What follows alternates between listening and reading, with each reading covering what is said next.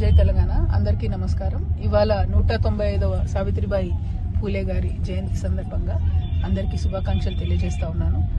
దాదాపు 195 ఏళ్ల క్రింద పుట్టినటువంటి ఆమె తనకు 17 సంవత్సరాలు వచ్చేటప్పటికి ప్రత్యేకించి బాలికల కోసం ఒక పాఠశాలను స్థాపించి మరి తన భర్త పూలే గారి సహాయంతో ఆమె ముందు చదువుకొని తర్వాత ఆడబిడ్డలను చదివించాలనేటటువంటి ఒక అకుంఠిత దీక్షతో పనిచేసినటువంటి వ్యక్తి.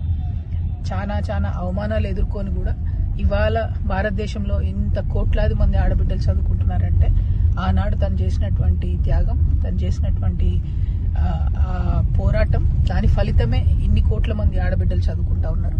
మరి మనం కూడా ఇవాళ సావిత్రిబాయి పూలే గారి జయంతి సందర్భంగా ఎక్కడెక్కడైతే ఆడబిడ్డలు తక్కువ చదువుకుంటున్నారో, ఎక్కడైతే ఫీమేల్ లిటరసీ రేట్ తక్కువ ఉందో ఆయా ప్రాంతాల్లో ప్రత్యేక శ్రద్ధ పెట్టి పనిచేయాలనే సంకల్పం తీసుకుంటే ఇంకా చాలా మంది ఆడబిడ్డలు చదువుకునే ఆస్కారం ఉంటుంది. నేను జాగృతి జనం బాటలో భాగంగా గద్వాల్ జిల్లాలో, నాగర్ కర్నూలు జిల్లాలో అత్యంత లోయెస్ట్ ఫీమేల్ లిటరసీ రేట్ని నేను చూడడం జరిగింది.